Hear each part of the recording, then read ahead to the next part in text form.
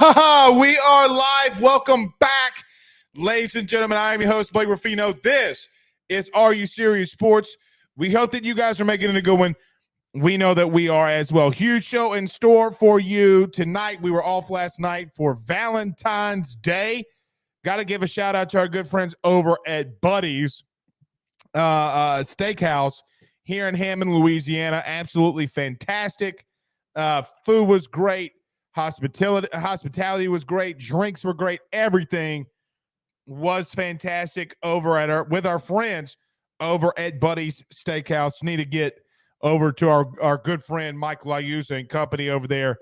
Dude, I got to tell you, the ribeye, fantastic. Absolutely fantastic. If you're ever out in the Hammond, Louisiana area, go by Buddy's. Let them know that Blake Ruffino at AYS sent you on by.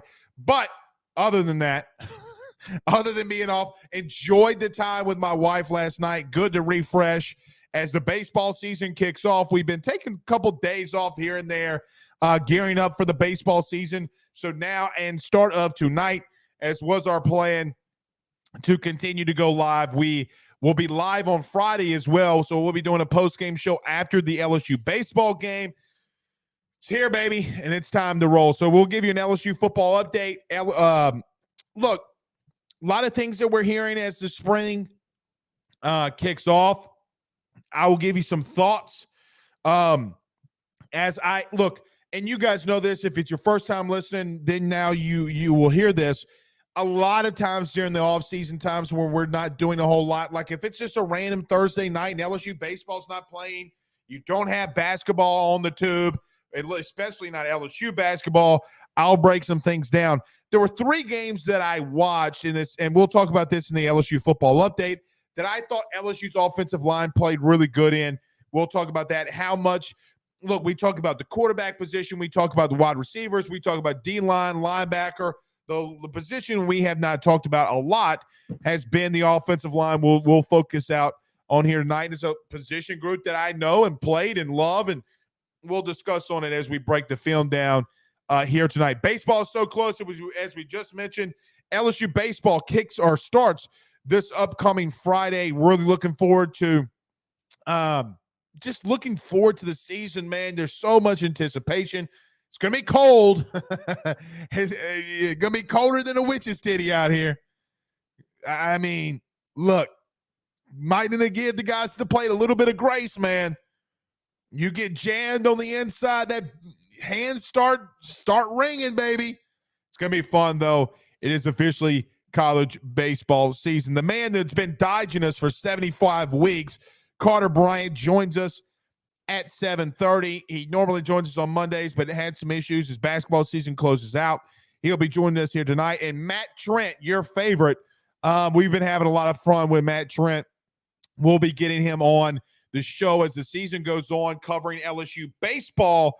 He'll be on with us at 7:45, so double guessing it up as well. And since we missed last night's show, hashtag Ask Blake, thoughts, concerns, comments, get him inside of the chat right now, and we'll get to as many of them as we can. Aaron Miller says, let's go. Yes, sir. Aaron, let's go. Tim Graves. Tim, I got to be honest. I saw that it was your birthday today, but I'm not a big Facebooker. Like, we do the show on Facebook. We get a lot of numbers. But happy birthday, my man, our good friend and former FHS Demon and LSU Tiger fan, Tim Graves. Happy birthday, my man. He says, I'm back, bro. Good to see you in here, Tim. Good to be back, or good to have you back here with us. And happy birthday to you. Rob Boudreaux says, good evening. Good evening to you, Rob. He said, did Matt shave his head yet? I do not know that yet. I don't know if Matt shaved his head. I doubt it. I doubt it. I don't know. We'll have to wait and see. Well, 1,000% have to wait and see if he ultimately did shave his head, but it'll be good to get him back in here. Tyler Townsend says, how's it going, everyone? It's going good, man. Just getting ready for baseball season. Oh, God bless Jesus up above. I forgot probably the biggest thing that we need to talk about too. Notre Dame. Bro, I tell you what, if Brian Kelly is not more vindicated about why he left Notre Dame than he is right now at this given moment, considering how bad Notre Dame's going on, like everything that's going on bad at Notre Dame right now, if Brian Kelly is not more vindicated than he is, I don't know what to tell you. We'll touch on that right out of the break. Absolutely, 1,000%, no questions asked. We got to talk about this Notre Dame thing, and we might just go on to Ruffino's rants here tonight to vindicate our head coach.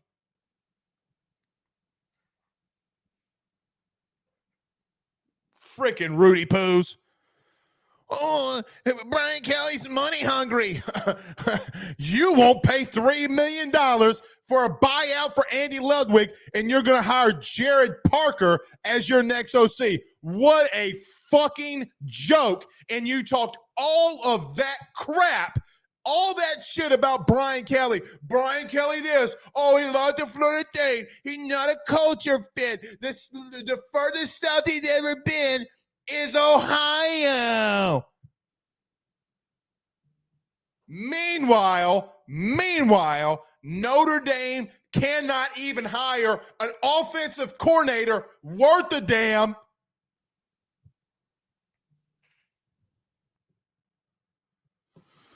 Good googly, as my grandmother would say, and we named our second child after her. Jewel is her name. Y'all see Ben in here. You don't see Jewel. But as my grandmother Jewel would say, good googly moogly.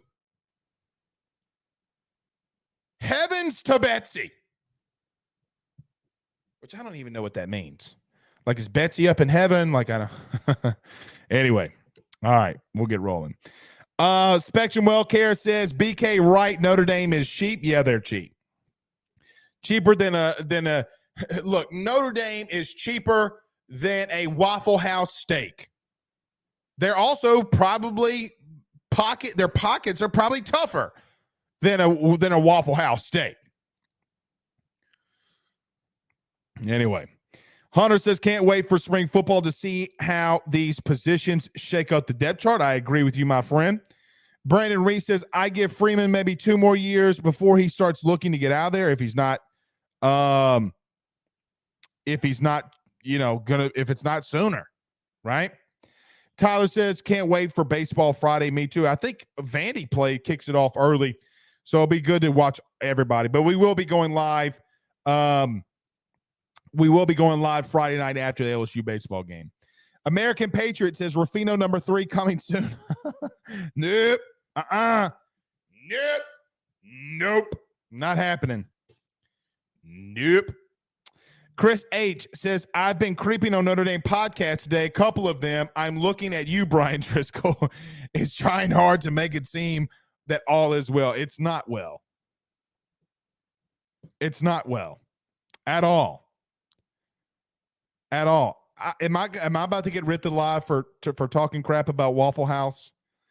This old vet says, what's wrong with Waffle House steak? They're the best. And then Ryan Williams. Look at him. Look at his profile pic here on YouTube. Sorry to everybody listening to us on SiriusXM, TuneIn app, or wherever you listen to podcasts. Ryan Williams, our attorney at law. Look at the bookcases behind him. Looking all smart. Says, hey, now, don't be hating on Waffle House. It's true. I probably shouldn't. Andrew Paulson Martin. I did see this. This is sad, though, man. You make fun of him, but you never want to see somebody die. Andrew Martin, though, says, speaking of Vanderbilt, they lost one of their whistlers. Yeah, man, I saw it. They were actually pretty beat up about it. Pretty beat up. All right, TJ, I see your comment. We'll get to that next. Last one, then we'll get rolling. Chili says, what are you hearing about football workouts? We will talk about that right out of the break, too. We'll talk about this Notre Dame thing, though, and then we'll get to some football stuff. What we're hearing around spring camp, some guys that are standing out, some guys that you maybe not think that are, that we never talk about. We'll talk about the offensive line as well. Broke down religiously. So my hobby has been over the last week, really breaking down that LSU Alabama game and some other games about this LSU offensive line, where I think they're going to do a lot better in areas than people give them credit for.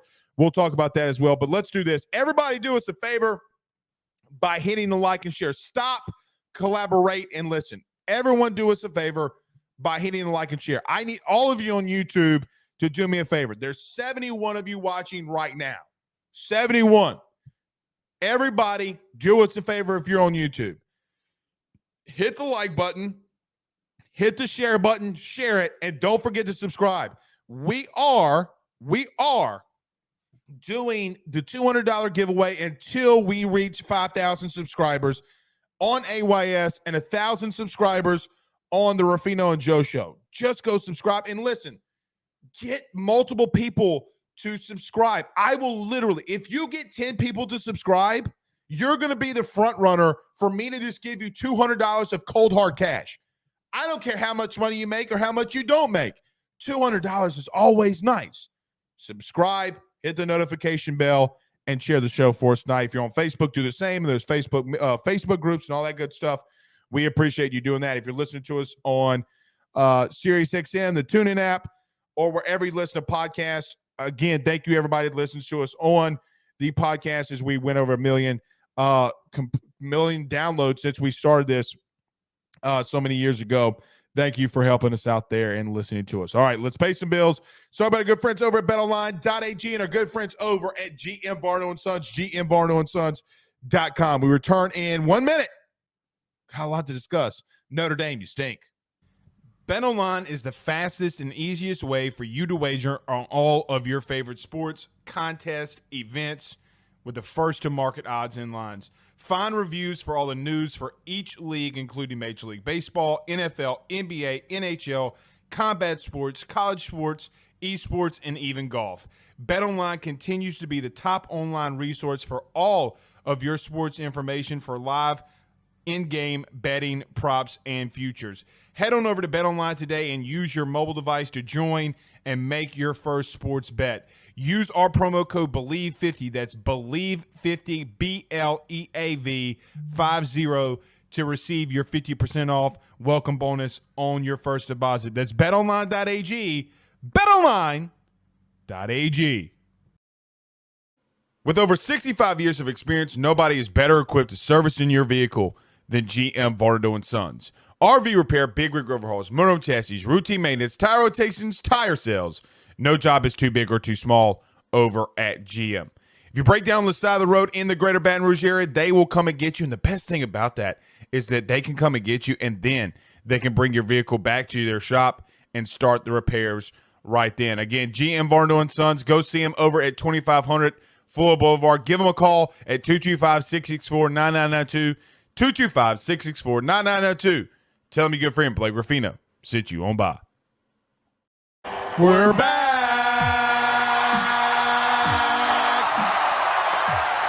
All right, so we do have some breaking news here, and it's going to be really and truthfully where we're going to start the Ruffino's rants off here tonight. But we do have some breaking news.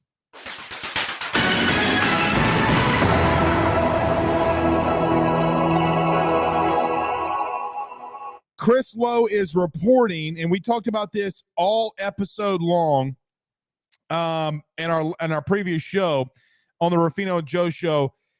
Notre Dame is going to hire from within. I don't know if a lot of you have been following this story, but basically Notre Dame is really going at it. Like, hold on, is the OC. So, in case you missed it, Notre Dame refused to pay $3 million for Andy Ludwig, who is the offensive coordinator at Utah. Obviously, we know how Utah's been offensively. They've won back-to-back Pac-12 championships. Notre Dame's refusing to pay the buyout. So they're going with Jared Parker, who was a former offensive coordinator at West Virginia. They literally were in the 80s, 83rd and 88th in 2020 and 2021. Dude's just not been a good offensive coordinator. I'm not going to sit here on the LSU show, though, and talk about that hire. Here's the reason, though, why I'm telling you this, okay? The reason that I'm telling you this is if there hasn't been a vindication, like if there hasn't been more of a vindication, if there's one thing since Brian Kelly took over at LSU from Notre Dame of why he left Notre Dame to come LSU, it's literally right here. Like when and to LSU fans, it should show you that when everybody talks about the blue bloods, which I hate the term blue bloods, but when everybody talks about the prestigious programs around college football and LSU is not mentioned and Notre Dame is, when Notre Dame refused to pay $3 million for someone's buyout to go over there and get them, I don't know what would show you anymore. LSU literally gave Brian Kelly a $90 million guaranteed contract. We had to face losing to Florida State, Brian Driscoll out there from Irish Breakdown saying that Brian Kelly wouldn't be a culture fit. Well, but with all due respect, he called LSU a dumpster fire.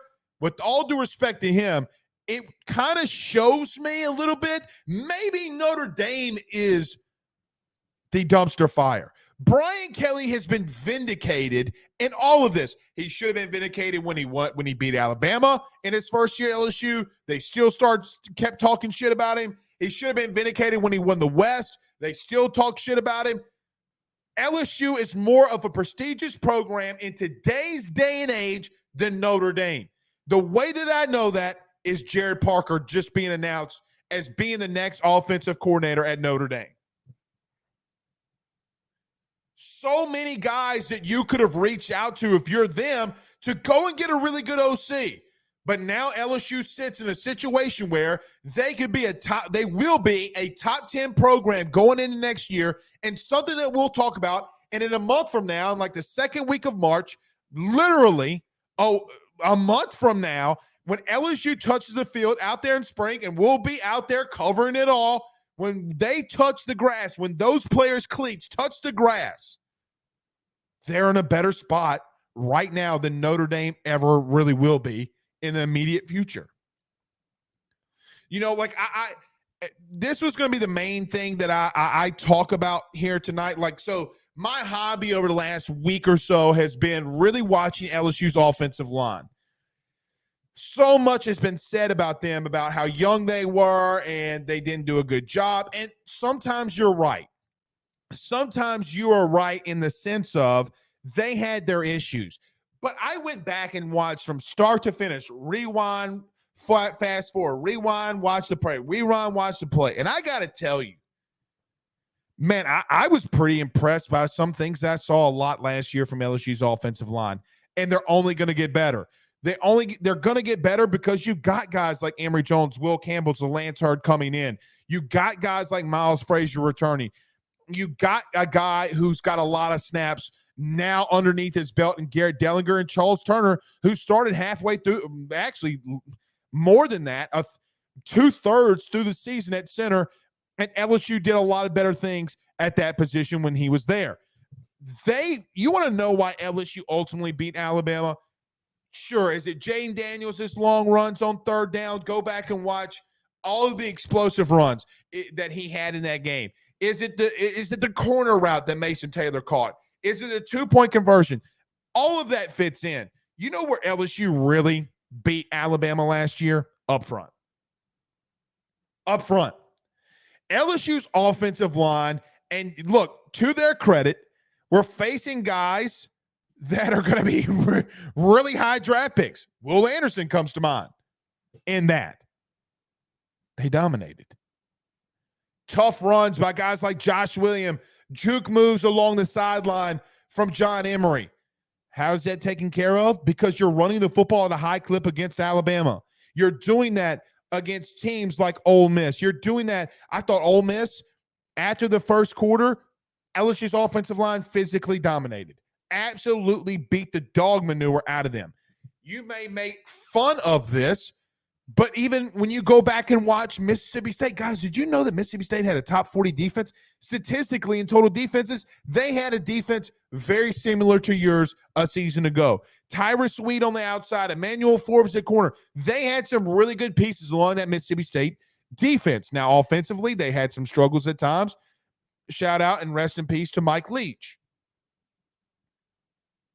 But a lot of times when you face teams in your conference that are more established and you go out there and you dominate along the offensive line, you're going to do a lot of good things. I know it's flashy and it's big and it's cool and everybody loves the explosiveness of what you do in the passing game. I don't disagree with you.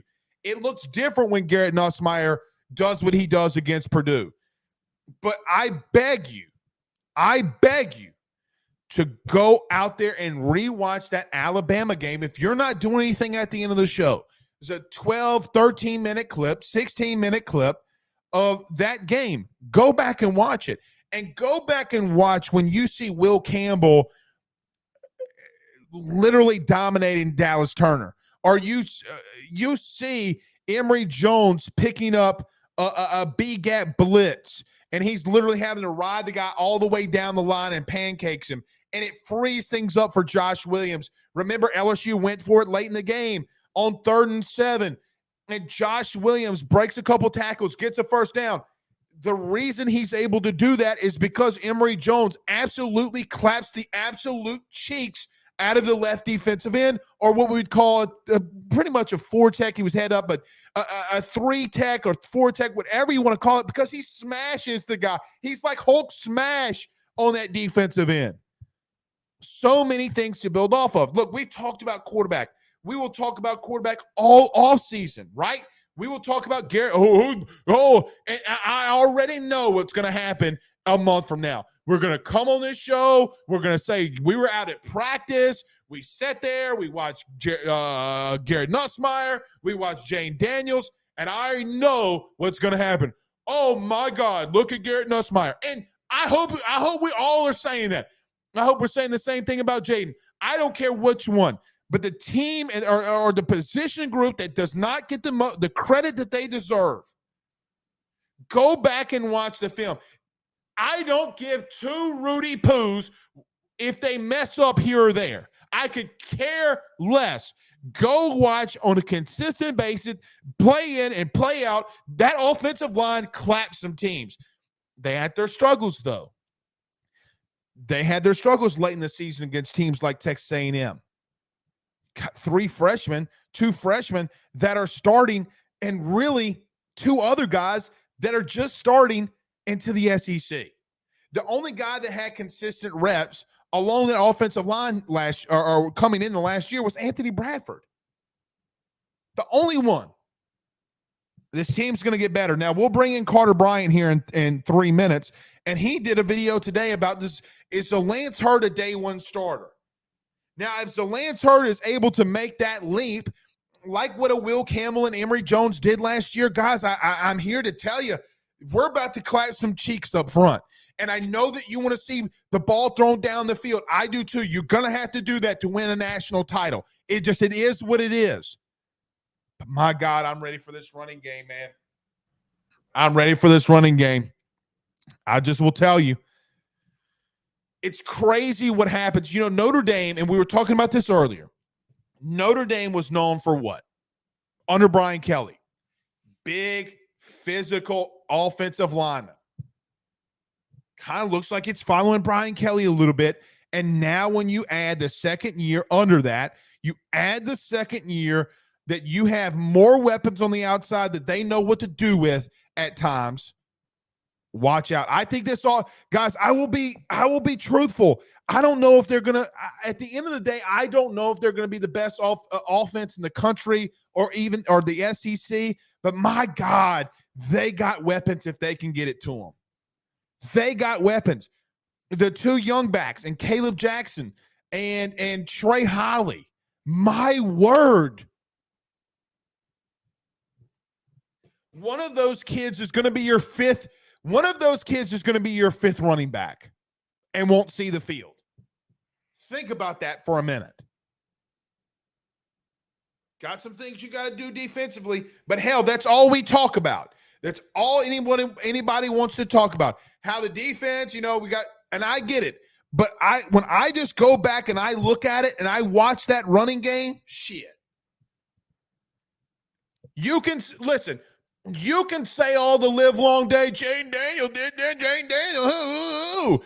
I don't care. He's running the ball at 33% of the time. That means 66, 67% of the time in games, you're clapping the cheeks of your opponent up front. That's how you win 10 games. What's the Adam Sandler movie, Pooh? Bad baby, spanking that ass up and down the field. Now, we will see how much they progress. Now, the one thing, and we'll close this little part out, Carter Bryant in a minute, Matt Trent, some LSU baseball at 7:45. Here would be my last thing that I know that I have not touched on, and I don't see a lot of LSU fans touching on either or asking the question. What does this team look like under the second year, under this new strength and conditioning staff? Under Coach Flint, because I know what they look like after year one. I know after year one, under the new strength and conditioning staff, this team was better conditioned. They had lost some weight. They were faster. And literally, we had the science behind it. Brian Kelly tracking all of it, wanting to know how his team is doing health-wise, making sure that you're using the old school with the new school. If they can do that under 6 months under Coach Flint, what's going to happen? Literally, what's going to happen when they tee that ball off in a month, and then ultimately when they tee that ball off in September against a really, really talented Florida State team. All right. Sorry I was unable to get to some of your comments, but we missed last night. I had a lot I wanted to touch on this LSU football update. Here are some guys, though. We'll just talk with Carter, some guys that we're watching out for here. I will tell you, Deshaun Womack's out of the sling. The very talented defensive end outside linebacker is out of his sling, looking really trim. You're going to need to get a good pass rush. I will tell you a guy that I keep hearing a lot of things about, Savion Jones, and then really and truthfully, a lot of people talking a lot of stuff about Sage Ryan. We'll see. If Sage Ryan is half as good as some people have been talking about him around that building, shit. All right. Talk about a good friend, Carol Falls, over at State Farm. Guys, I get it. Inflation's kicking your ass.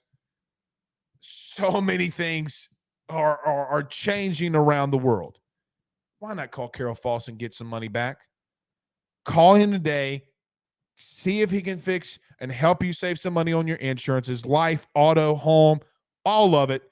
Let him know that your good friend Blake Ruffino sent you on by. All right, 45 seconds. Talk about a good friend Carol Falls, Carter Bryant, next. Guys, you might know my good friend Carol Falls and all the great service that he provides over at State Farm. He is your good neighbor after all. But did you know State Farm has surprisingly great rates as well?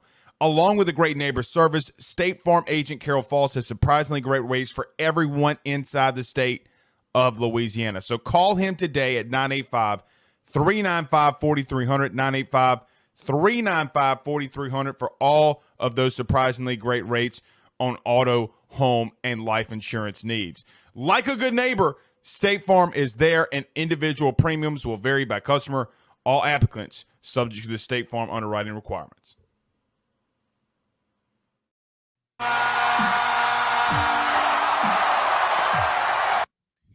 You get married and you think you can just duck me? Is that? I said, hey, life can't get better than getting married, man. Life is grand, man. Sorry I missed you last week. I've never been as sick as I was last week. And here we are, man. So you mean to tell me you just so happened to get married and then your Sick. I don't believe that. I think you and Haley were just out gallivanting around the town and you didn't want to come on here. I would have accepted you saying, Blake, I'm going, I just got married. I'll see you next week. I'd be like, all right, I get that. But no, you fake this whole sickness. I know, but I did receive 1,000 ranch water jokes. And the funny thing about ranch waters is I do not like them. I don't. It's just you have perpetuated this myth that I love ranch waters. I didn't say anything. It came from the comments. I thought it was your show. Do you love ranch? Oh no, who said that they like ranch water? Did your wife say she liked? Yeah. So Haley is That just sounds like I don't know if you don't need to go scoop up some toilet water and try and see which one tastes better. That sounds horrid. No, but at my wedding, we had peach bellinis. That was my signature drink, frozen peach. Oh God, dude, they were delicious. I have no idea why people would drink. What's a Bellini? It's like a frozen fruity daiquiri kind of concoction. Oh, you had a peach daiquiri. Basically, yes. And one of our mutuals, Steve.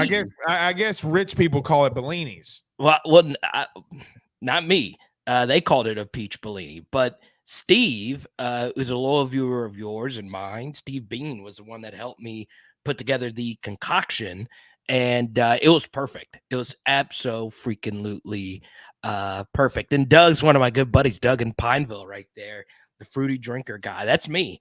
I am never ashamed to say that I love fruity alcohol. That's just my thing, man. Why drink alcohol that tastes bitter? Alcoholic beverages are supposed to be something that because it puts chest hair on you. I have plenty of that already. Trust me. You would think I was Greek mixed with Indian with all the chest hair that I have. It is, I'm so hairy. Like it's crazy, but Blake, good to see you. Life's great. You would think very quickly as we move on to LSU football, you would think because of the beard, I'm a very hairy person. Shaved. You're clean. You're manscaped. Look at you. I guess you've never seen the movie. The other guys. He's like, Arnold Palmer alert. Arnold Palmer alert. Honey, yours has the vodka. Anyway. All right, Carter. I got to tell you something that I know that, and I didn't preface you on this because I want you to disagree if you disagree. Yeah, let's hear it. More info that. Oh, that's true. I got to tell you something. I watched, and my pet project has been over the last week to really break down that Alabama LSU film. Yeah. LSU's O-line's better. It dominated them. We dominated them at the point of attack. They did. A&M, you had some struggles. I will admit that. Later into the season, I think guys were beat up. You had the flu. We can talk about that now. They had the flu. Yeah. I think 7 offensive linemen, 5 of them that played in that game had the flu. I will give them a mulligan there. Yeah. Carter, as I watched even the Tennessee game and some of these games I watched, they dominated a lot of times, dude. Yeah. Now that really good. Now that they've gotten another year under their belt, and you posted a video on your YouTube channel today, does Lance Hurd start snap one day one? Right. Carter, I think this offensive line it could, I'm not going to say they're going to be the best offensive line in the SEC. I think that's going to go to Georgia. But my God, I think they're going to be a lot better than people give them credit for.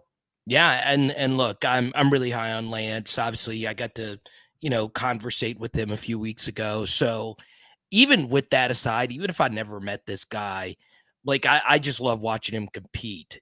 Switching positions, going from right to left at Neville. But really, the biggest takeaway in doing my deep dive on Lance Hurd is his best play was at these All-American games. And that's when you're going up against the best. Now, there's an added bonus to that. The deepest position, according to all the people that put together these rankings, was edge, right? Defensive end. Right. So Lance, it was a loaded class at edge. So if he's playing his best at these Army All-American games and Under Armour All-American games, that means he is doing that against a loaded position group.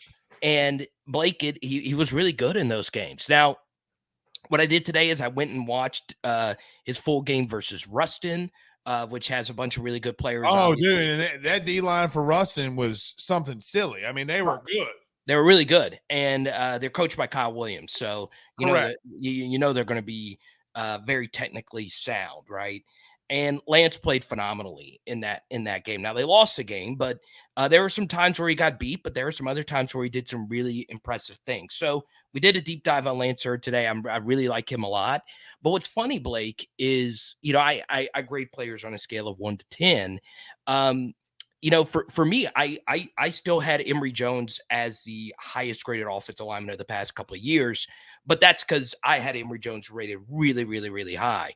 Lance is really high for me as well. I think he's really good.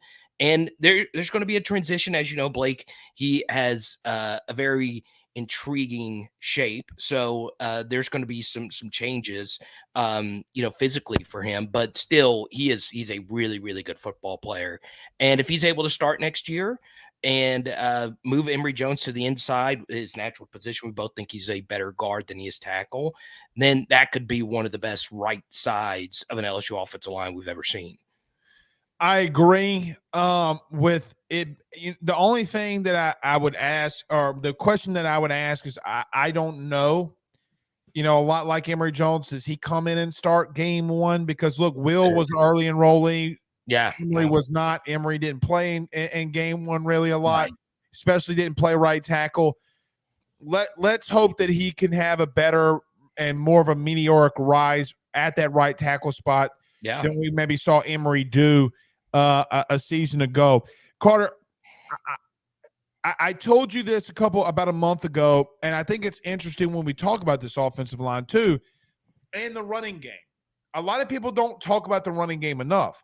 Yeah. Historically, when you have four or more guys returning, your running game goes up a tick. It goes up about 33%. We saw that in 2019 with LSU when those guys returned, 4 guys returned.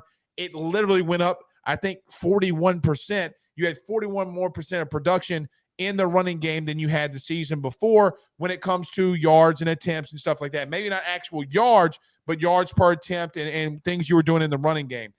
My question would be is, I know that we talk about really Jaden having to get the ball down the field, and I agree with that wholeheartedly. Yeah. But, man, if you're able to run the football at that high of a clip, it's going to open up so many things for him in the air.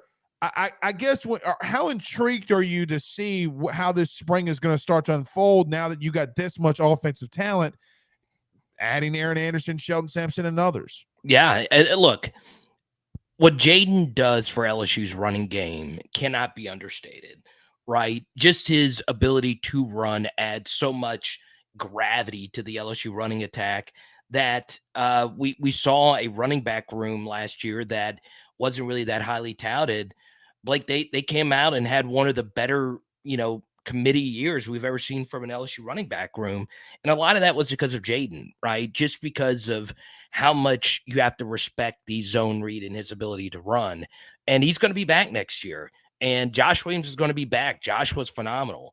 Noah Cain came on harder, than any running back towards the end of the year. And he was fantastic. And honestly, I know he's not an early enrollee, but I'm really high on Caleb Jackson. I'm way higher on him than the recruiting services. I do think he's a very good player. Obviously, his health is going to be a big thing going into next year. But yes, I totally agree, Blake. The running game for LSU was way better than anyone could have expected, especially if you go look at advanced stats such as rush yards after contact. LSU had some of the best rush yards after contact that LSU historically has ever had.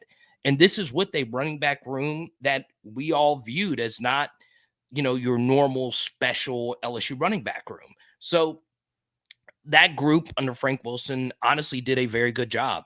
I'll call it like it is. That was a very impressive job by Frank and Mike and those guys, coaching those guys up and getting them to another level. Carter, what's interesting is we'll see how this goes on, but, a position group that I'm hearing a lot about is specifically, and I talked about this Monday, but so many people were asking inside the chat, I'll bring it up again. Yeah, let's do it. Buddy, I know that you talk to people, and I talk to people inside that building. Aaron Anderson is a guy that is every time I pick up the phone and ask what's going on over there, Aaron Anderson's name comes up. Okay. But if he is halfway as good as they think and anticipating him to be, now we're a month away. Now he's got a lot of, I told one guy this today inside that building. Listen, you better stop talking about him because you're going to put too much expectations on him, right? But man, could you imagine getting that guy out in there in the slot and him doing some things? Buddy, we could be working with something here, something serious. When you watch Aaron Anderson, what do you think LSU's getting here? I mean, we talked about this ad nauseum at times, but man, is he really what should we ultimately and really expect from him? Yeah, so the number one thing obviously is going to be the health. The knee is definitely a concern. But as a returner, obviously, he had some of the best return tape you'll ever see at Carr. Now, I think he is really good. I'm not as high on him as you are, Blake, but I'm telling you, he does have some special traits with the football in his hands. And obviously, the best thing for him is just getting out there and just getting accustomed to being available, right? I can understand how frustrating it was to go all the way to Tuscaloosa and be away from home and you not be healthy enough to play. I think that's part of why he decided to transfer back home to LSU, just to be back in more friendly confines. So, yeah, I think he's very good. And obviously, the LSU slot receiver position is wide open, or the LSU number 3 receiver position. And one thing about him that's very interesting, Blake, is normally we think of smaller receivers as guys that absolutely must play the slot, but he can also play outside, even though he's only 5'11". So I think he's definitely going to be in for a lot of reps come fall. Brandon Reese says that D-line lineup is good too. I'm gonna start here with Savion Jones at defensive end. Who had more sacks last year? But just going off your head, don't Google this. Who had more sacks last year, Savion Jones or B.J. Ojulari? Ooh, that's tough. Off the top of my head, I know Perk led him in sacks. Jones had a few versus Arkansas, so I'm going to go Savion Jones. It seems like this is one of those trick questions. Actually, I don't think it is. I thought he had 6. I think he might have had 4. 4.5. Let me just. So Savion had more than Ali Gay, as Pooh Bear points out. Correct, he did. So that was my point a little bit here. Okay, yeah. Buddy, how you expect big things from him? Because he can definitely run rush the passer. You know what the thing with him for me though is he's had some issues in the running game. Do you think he can get that fixed? I mean, when you see a guy like that who struggled in the running game, can he get something like that fixed pretty quickly in the offseason? Yeah, so it gets a little schemy here, and it's kind of hard to just, bring it up in a live show. But, him and Ali Gay had to play a new position this year, which was new for both of them, playing more of a 4-eye, which is, a little bit more to the inside of an offensive tackle instead of playing the edge in a 4-man alignment. And I think Savion Jones is more of a natural fit there than what Ali Gay was this past year. So, I think Savion Jones could have a big year. And we saw him against Arkansas have his best game. He started playing his absolute best football towards the end of the year. And look, the guy plays harder than anyone. He is a really good run and chase guy. And now the next step for him is to be better at beating guys one-on-one and getting pressure on his own volition. And if he does that, he's going to be a big time player. Carter, last question for you. How many home runs do you think LSU baseball hits? Oh, Blake, come on. I can't. I'm not smart enough for LSU baseball breakdown. Are you talking about like the entire season or just entire season?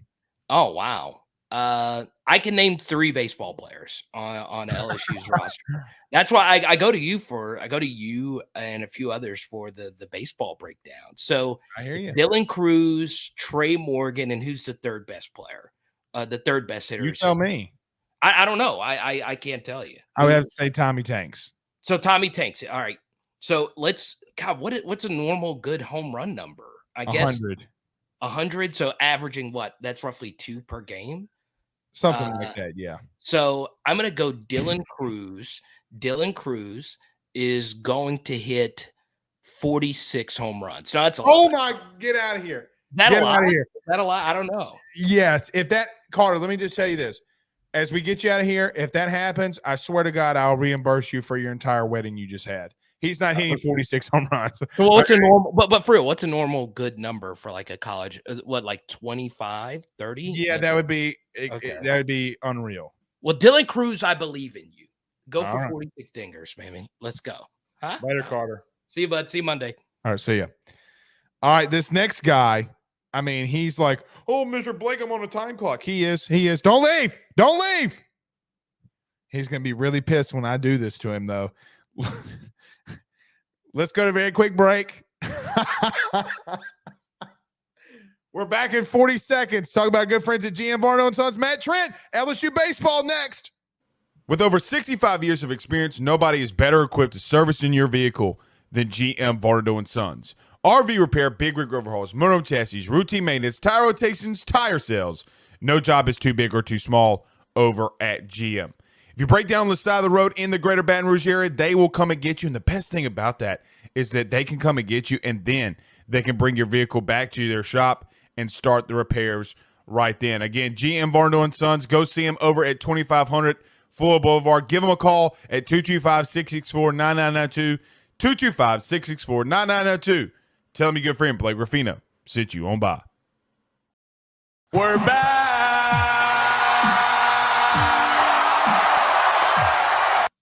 I feel like you're just doing this trolling on purpose. Like now you got an Arkansas shirt on. Let me first off stop. Let me just ask you this. How many teams attire do you have in your closet? Oh, what a question. Oh, what a question. I am probably the most college apparel / gear obsessed person you will ever meet. I have tons. Like tons. But this shirt is hilarious. Like I always love mascots put in normal people's situations and clothes. Like one of the funniest mascots to me is Wisconsin because it's a badger in a striped turtleneck sweatshirt. How many times have you ever seen that? Can I tell you something? I don't think I've ever seen a badger.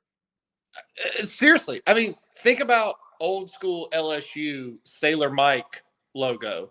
Mike the Tiger with a sailor hat on. When have you ever seen that?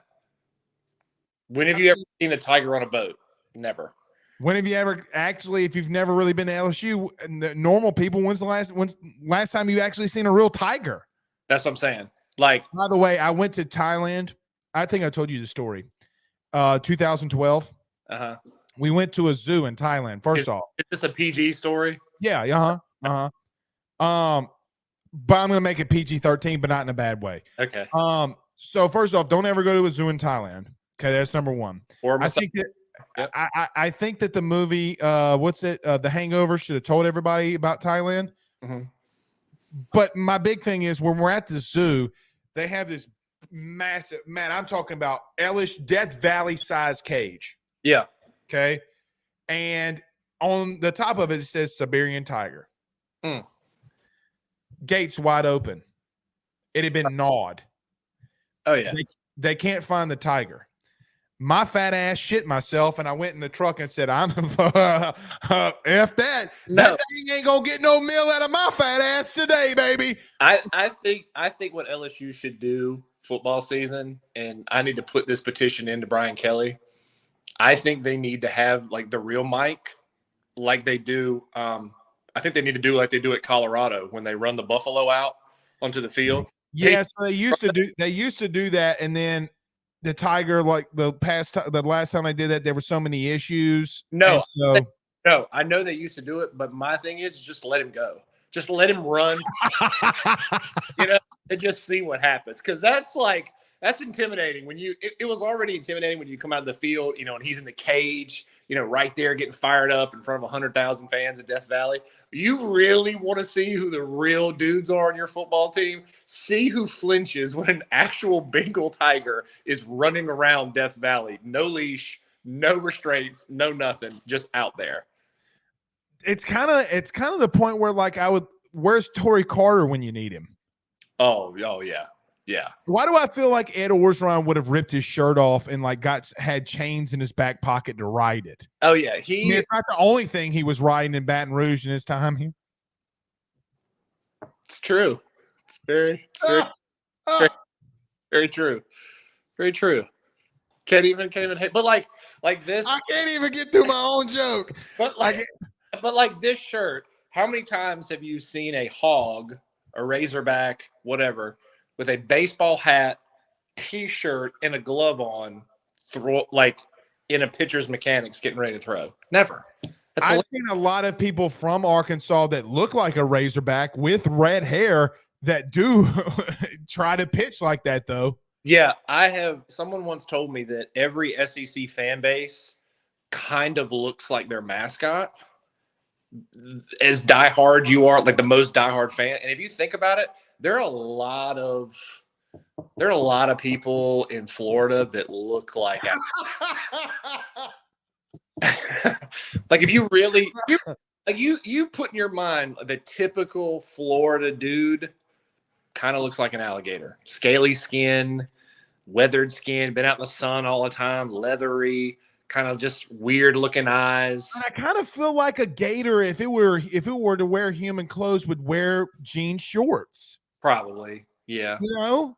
Yeah. Like I could so see that. Yeah. I mean, I'm trying to think of some like Alabama. I've been in Tuscaloosa, and there are a lot of elephants there too. Like there's some. Then what would it make Tennessee?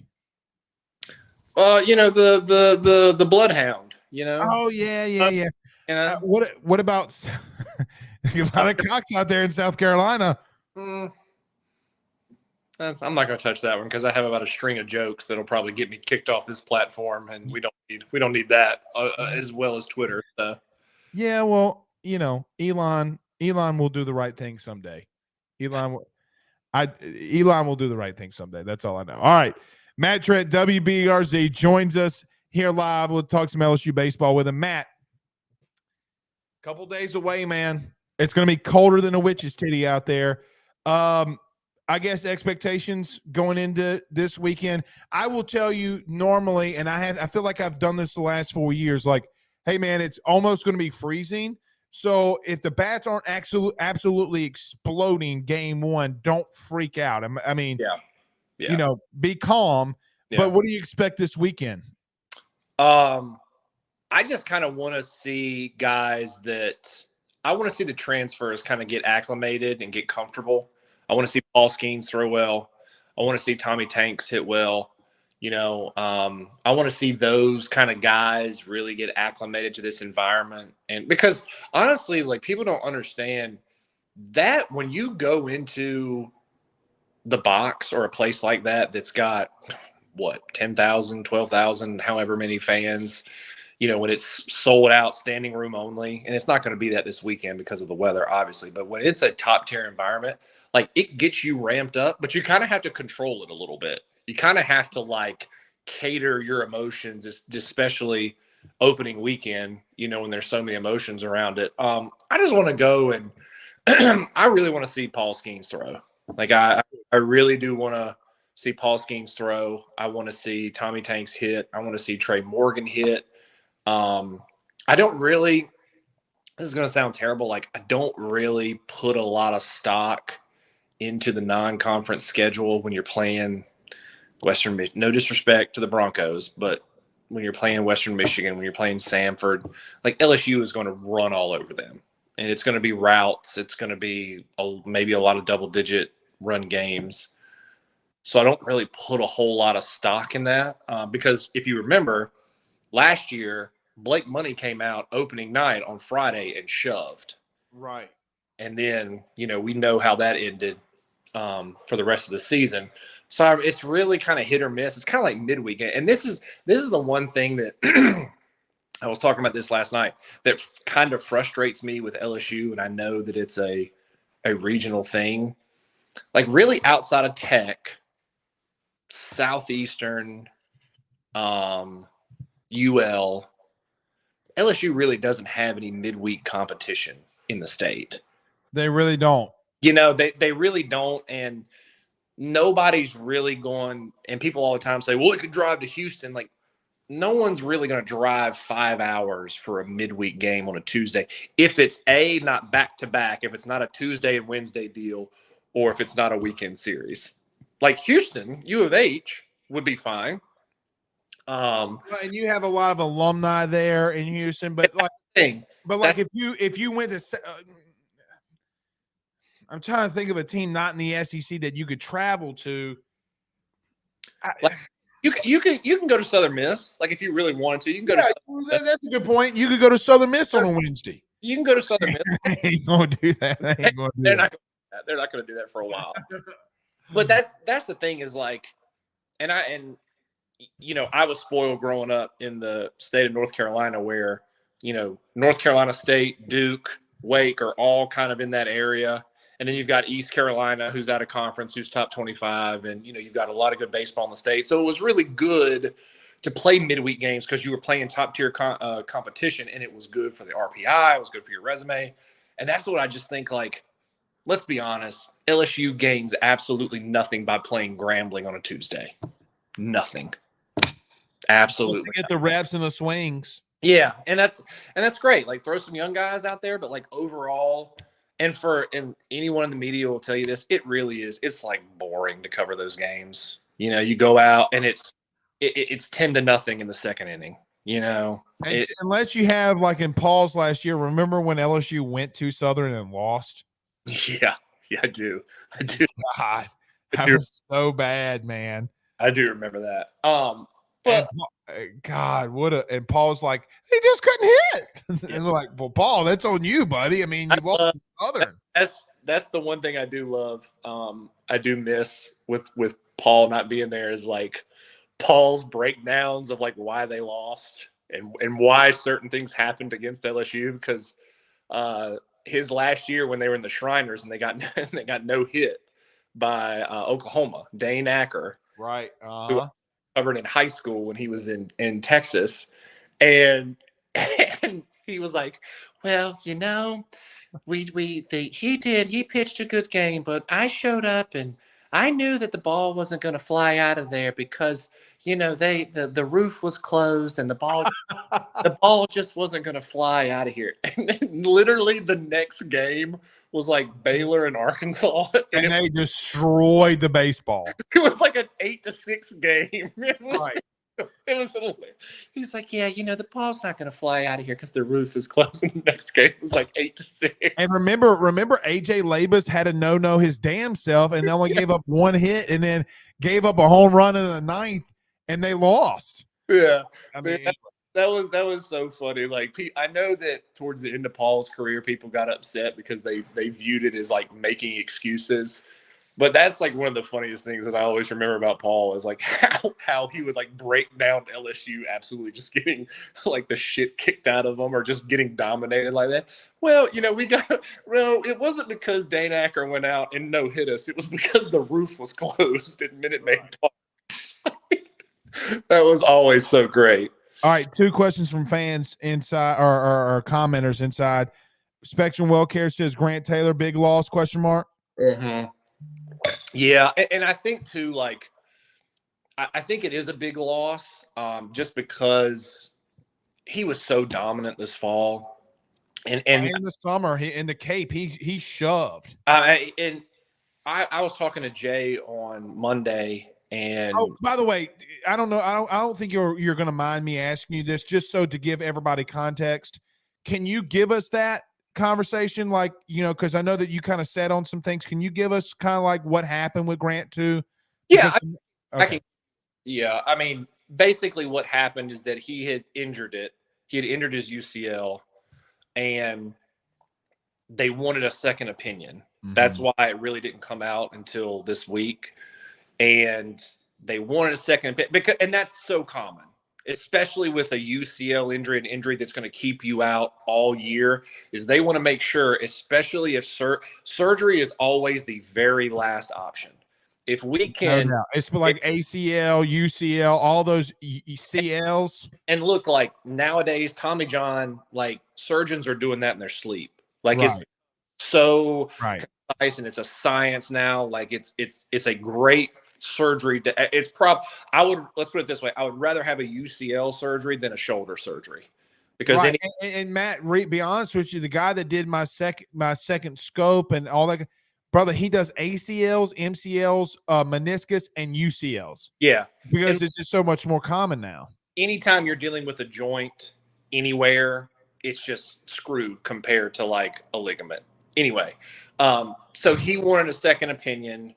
They got it, and it was, hey, it's torn.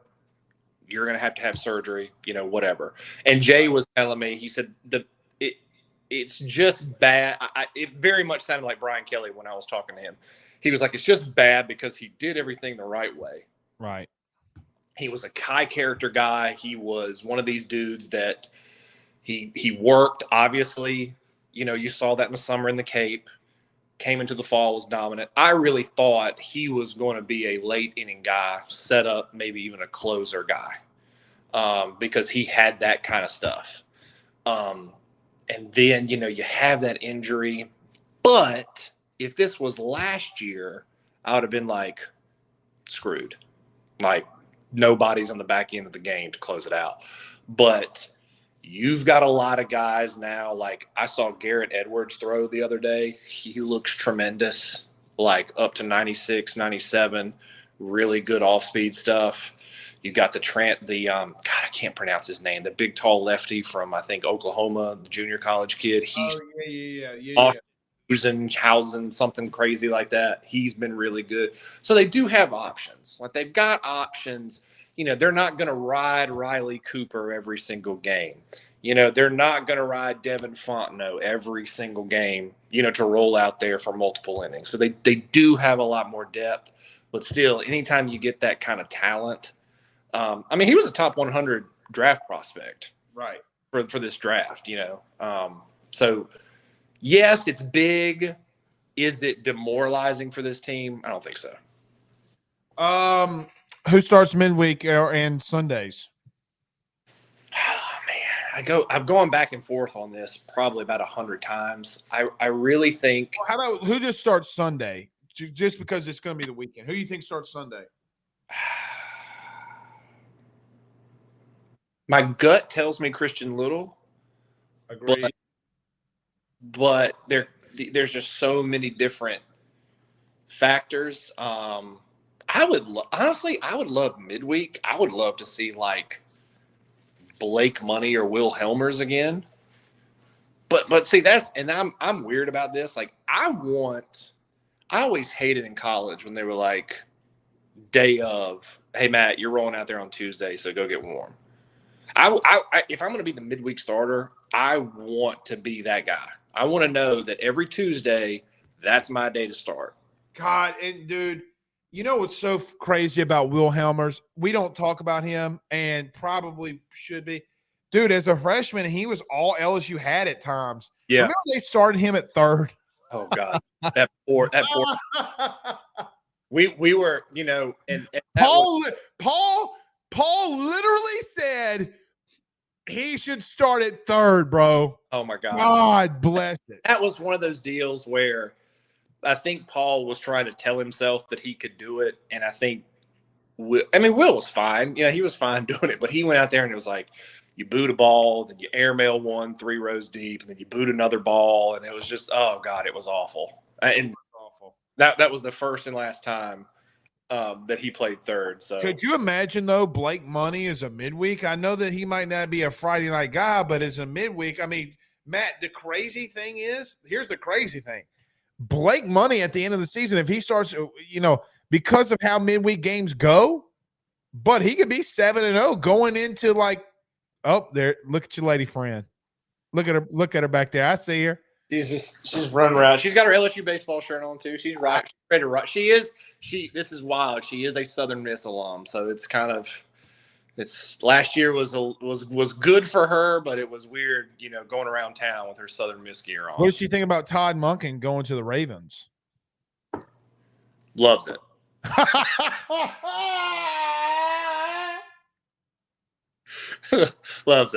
Loves it. Big fan. loves Can what I just tell you something that I love about you? I know the face that, as someone who's been married for almost 7 years, the face that she gave you, and then your reaction's like, who the fuck's Todd Buckins? Like what I think she's like saying. loves it. Loves it. But no, like, so it's funny you talk about Blake Money. When we had media day, I saw, and I love him because he is probably one of the more self-aware players on that team. And, I would agree with that. And he's just like, he's so great to talk to. And I was asking him about like what he's done, and he said, Coach Johnson coming in, pitching wise, he said it has been life-changing for me. Yeah, you saw the thing like bringing in the newcomers, like he was the one asking the questions. Matt, that's a team leader type of thing. He said since he's gotten to Baton Rouge and like worked with all the pitchers, Blake Money told me, he said it's been life-changing. Now, crazy, man. That's crazy. That has nothing to do, it has nothing to do with baseball. That has nothing to do with numbers and balls and strikes, nothing. He said he has been life-changing for me. That's all I needed to hear. And he was very adamant that what he's doing, guys have seen jumps and velocity, control, just overall analytics of what they're doing in the short time that he's been there. All right, Matt, a couple more. We'll get you out of here. It's getting kind of late. How many? I asked Carter this. He doesn't watch baseball, and I saw your reaction to it. How many home runs do you think that they hit this year? I'm gonna go 121. How many did they hit last year? 107, I think.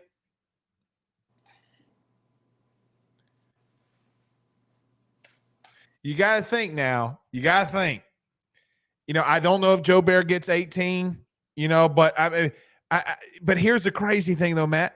I could see Paxton Kling having 5 home runs and sitting the Matt, here's another question. Well, first off, what the fuck do you do with Jared Jones? You ever Go ahead. grow up with dudes that were what they call just country strong, just farm dudes. Franklinton, Louisiana. Yes. You ever just grow up with dudes that just look, as the kids say, they're just built different? Let me tell you, Jared Jones built a little bit different than your average freshman coming into LSU. I don't care where it is. That kid is he's thick, 2 C's. Matt, did you see that the exit velocities from fall and then now where it ranks? So Tommy Tanks is up there. Do you know that he holds like the other 30 exit velocities? Like 113.1, 113.0, 112.9, 112.8. And I'm like, Jesus, what's going on here? The dude just hits the ball so hard. When I say those type of numbers, I want to give him an old bat. Not these new see how far it could go. What if he had the old Easton bat from 1999? Like give me like an old TPX Omaha 2000 or like an old. Oh yeah, the TPXs. Oh God, Remember when the Stealth first came out? Yes. Give him an orange 2-piece Stealth. Yes. I will tell you, I had a green Stealth and I used to hit jacks, but I feel like that ball was corked. I really do. Matt, my fat ass hit a home run, and when I was 13, I'm like, dog, I know I ain't that good. Because I just love seeing that because, I don't like – so my senior year was the first year that they had these new BB Core bats, and it was like such a difference. It was scary, out there. But like Jared Jones is the dude that I want to give him an old bat and just home run derby. Like, let's do it. Let's let it rock because he's like does he start Friday? Let me ask you this question: when Paul Skeens goes, does he start Friday night? Matt, he's hitting the ball all over the place. You talking about does he start like? Is he gonna DH Friday? I know it sounds crazy. I know I sound crazy. Matt, he's hit 4 home runs in 3 days. 4 home runs in 3 days. then you get to a situation where it's like, how do you keep him out of the lineup? And then here's another crazy thing. Then what do you do with the two guys too? Gavin Dugas, who hit 18 home runs in 2020, right? Was it 2020? Mm-hmm. No, 2020. Yeah, no, 2021. 21. That was when he led the SEC in RBIs, correct?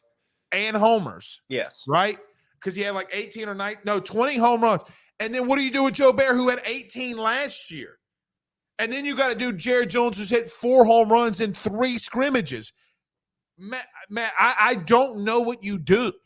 I think Paxton Kling, Jared Jones, Brady Neal, and Brady Neal.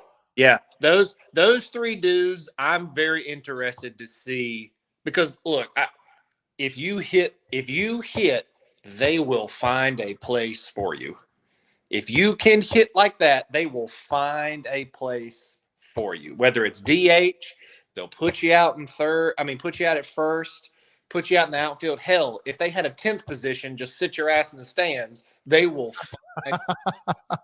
Well, and what's crazy, and I know you're going to say, K. Beloso's bat's gotten a little hot here in the last couple of days. We'll see. I don't know if he'll be getting that crack of the lineup, but Jared Jones is going to be.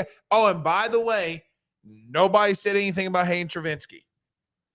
Oh God! Like they legitimately, buddy. They legitimately have 12 guys on that roster. I went down and counted it. Based off what we've seen, that could hit 10 home runs or more. People forget that Josh Pearson, didn't he finish the season with 9 home runs? Oh God, that's what I'm saying, dude. And I think we're discounting Jordan Thompson too. Like, do you remember that stretch that he had last year? It was like, what, 3 weeks where he probably hit, 6 home runs? Right. You know, like wild week. I mean, it's By just. the way, Bama just lost to Tennessee. Oh, really? Yeah. Also, by the way, I don't know. I think I sent you this. We get these random PR emails sometime, and there was a so Jay Johnson, this weird website based off analytics, which I would love to see. They did a list, rated the SEC baseball coaches 1 to 14, who was the best looking of all the coaches due to analytics. There apparently is this beauty app out there that analyzes facial structure, whatever, and puts those numbers into an algorithm and spits it out as whatever. So number one is not who you would think. It was Scott. It's the boy from Georgia. At Georgia. Number 2 was Tony Vitello, and I wanted so bad. I told you to tweet that, and you should have added him. No, I wanted so bad to go on air and be like, yes, I know that the odds-on favorite for all the ladies out there would be Tony Vitello, but we all know how Tennessee does is when they're the odds-on favorite to be number 1. They're always finishing second. So, without a doubt, when Tennessee is number 1, they're finishing number 2 somehow. All right, last question. We'll get you out of here. I know that we've been a little bit extended, but we were off last night for Valentine's Day. No, you're fine. I was at the gas station today and pumping gas, whatever, and I heard a guy in a lifted truck, okay, Alabama plates, okay, say, I'm an alpha. He said, I'm quoting, I'm an alpha male. I run a red light anytime I want to. And he was dead serious, okay? Get in my truck. I'm on the way back. I'm driving. I Google, what state has the most lifted trucks in America? What do you think the state was? Oh, 100% Alabama. No. Really? Yes, the answer's actually going to really surprise you. Is it a southern state? Yes. Is it deep south? Geologically, no. Geologically? Oh, okay. Geologically, no. Geographically, no. Is it North Carolina? Really? Yeah. Really? Nice. You talk all that shit about people in Louisiana, and y'all got the most lifted trucks. Nice. Well, I was going to say with that dude, if anyone gets out of a lifted truck and says that, Your penis is this size. Well, that's what I was going to ask. I was like, you know what happens when that dude runs into a wall with a full erection? He hits his nose. Breaks his nose. Yeah. Yeah. Yeah. Sweet. Awesome. Oh, God. I love this segment so much, and we get to have all baseball season to do it. No, back to your point, though, about home runs for the season. Oh, Adam says they even have a thing. It's called the Carolina Squad. What is that? Apparently, so when I Googled this, it's when the back end is lower than the front end. They call it the Carolina Squad. Yeah, that's the thing. Yeah, that's the thing. I can't believe it. You talk all that shit about the Deep South, and look at you. You've got more squatted cars than anybody. That's the thing. I'll take that. Okay. Now, Matt, it's the worst thing that could have ever happened to our relationship is me finding out that you had lifted trucks. That's a whole nother rant that we'll go on when we have more time. But that's a whole genre of people that jury's still out on them. Where do those people go to college? They don't go to Duke, do they? There's no way. Do they go to college is the real question. That would be a great question. Do y'all have a lot of like mills, like paper mills in North Carolina? Not really. It's tobacco's big in North Carolina. So oh, dude, yes. I bet you they wear jeans and they got the tobacco. They got the dip can on the back, imprinted on the back of their jeans, don't they? They have that, and they also wear a lot of hats with just a single tobacco leaf on it. Which is just and they got like a fish hook in their brim of their bill. 100%. 100%. But you know what they don't wear? Fishing shirts. You know what they don't wear? Flip flops. Hashtag the Miles Brennans.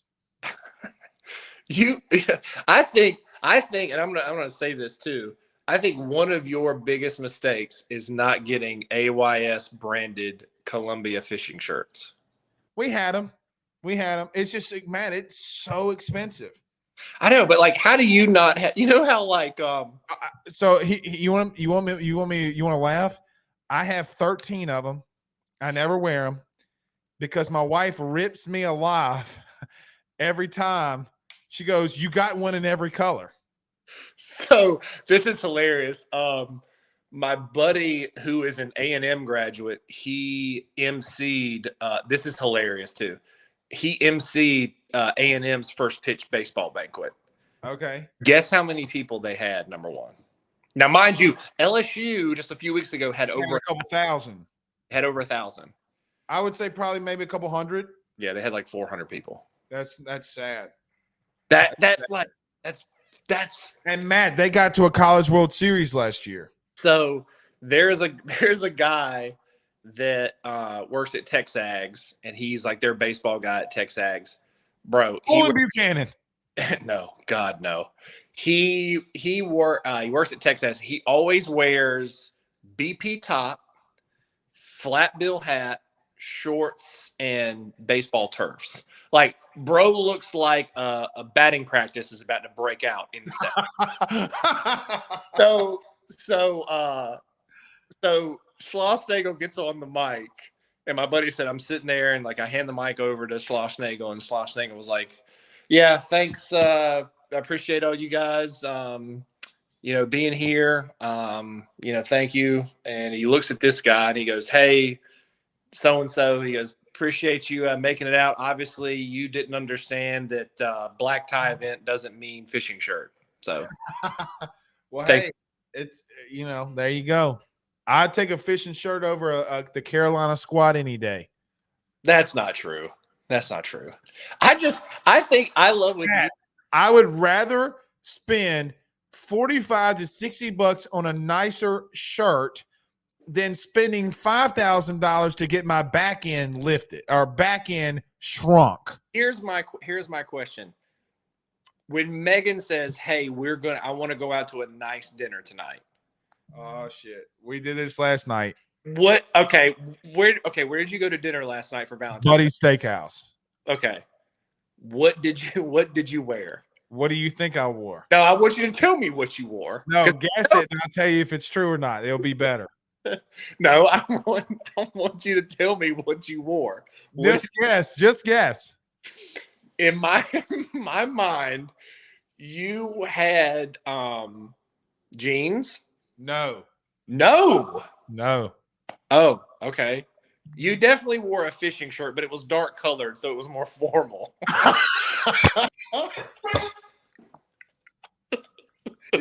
My $120 fishing Columbia shirt that doesn't get, like, if water gets on it, it like goes off. That one, yeah. Sure did. Okay, so what pants did you wear? I wore some really nice like khaki slacks. Okay, did you tuck the fishing shirt into the okay? Did you wear like boots? Like, do you have cowboy boots? That's fair. I've never seen I've never seen you in anything outside of like sneakers or. I don't think You never see me dress up, is what you're saying.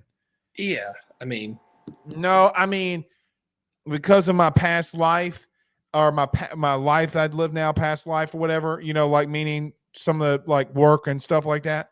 Like I have a whole closet full of suits. Okay. And I never wear them. So Matt, from when I was 23 to 28, I was in almost a suit every day. That's why I wear it. Like I look like a bum.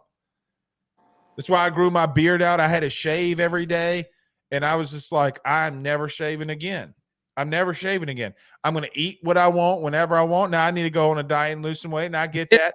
This is what I'm going to do. This is what I'm going to do for you. Okay. You're going to wear a fishing shirt? No. Before your time's over here in Baton Rouge, I'm putting you. Look, listen. I know people. We're getting you in a fishing shirt. I'm not gonna wear a fishing shirt. You don't have to wear it. We're just gonna put you in one. Both of the dudes that are really close acquaintances of me, one is 6'8", 270 pounds, and he's a power lifter, and the other one's his brother. All right, cool. I have a Carolina squat for my truck. I don't care.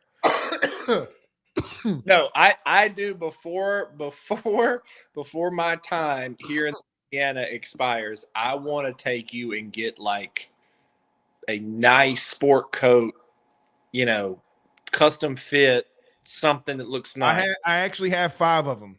Okay, but you don't have one from me that actually looks. No, I don't. Yes. Because I want people, like, when you go out to dinner, I want like Megan to be like fighting women off, like with a stick. I'll let her text you again. Last night was really interesting. So we don't go out. Okay. 2 kids, it gets really tough. And then you cover the team, whatever. So last night we go out. No bullshit. We sit down. We're waiting for our table. I called in reservations. My buddy owns the steakhouse. By the way, it's the best in the Hammond, Baton Rouge area. Buddy's is the best steak. Where is it? Is it in Hammond? Yeah, it's kind of by like Bill Hood and Ross Downing and all that. Yeah. So we go in there and I sit down and dude, I can't walk 20 foot before we literally talked. I literally had to talk about LSU baseball for 45 minutes. People walking up to the table. I think she was fed up. But be honest with you. But see, that's the thing though, is that if you show up to a place like that in a sports coat, they're going to be like, "That looks." No, like I know. I put my back to the door so people wouldn't realize it's me, and then they kept like coming up to me. Well, see, that's you get a nice sport coat like that, and it's just natural camouflage with you because you don't wear them. They'll be like, "That looks like Blake Ruffino, but it's definitely not because that's too nice of an outfit he's got on." That's true. I wore a 3-piece suit 3 weeks ago to an event I had, and people weren't even talking to me, and I'm just like, what, See, that's what I'm saying. Yeah, we'll see. All right. Also, no, I didn't even give you a final number for how many home runs. Oh yeah. You said what? 120 something? I said Yeah, 120 something. Yeah. I'll go 112. So less than last year, or a little bit more than I'll last. go 112. I always like to lowball, just because if you highball, if you go really over, you're a homer. But if you go lowball, Look, and I'm not. Is Florida on the schedule again? no. Okay. So you don't have Florida, and their pitching staff, Matt, like it's pretty sick. They got Southern Miss's ace. I mean, like they got some dudes. Then you got Tennessee. And you don't have Vanderbilt either this year. You don't have Vanderbilt, but I tell you what, I know you're gonna laugh at this. I'd rather Vanderbilt this year versus going against Florida. I mean, that staff is gonna be sick. Now, Sully is a sick human being. He goes to the tanning bed and gets a tan. But I mean, nevertheless, their staff's gonna be really good, man. I think too. South Carolina is going to be good. South Carolina's gonna be good. Arms. I think Alabama's going to surprise some people. Which, by the way, you know who Alabama opens up with this weekend? No, who? Southeastern? No, they don't play Southeastern. The University of Richmond. All right, that's a great way to segue out. Great way. Please do not let Richmond win one game this weekend. I will be insufferable. Oh, listen, I'm about to go buy me a Richmond Spider jersey. I can get you one. I got If 3. they're playing against Alabama, I will literally be going for Richmond. Richmond. Okay. Name that movie. Coach Carter. God damn it, you're good. All right. We're out of here. We'll see y'all tomorrow. Peace out, Girl Scouts.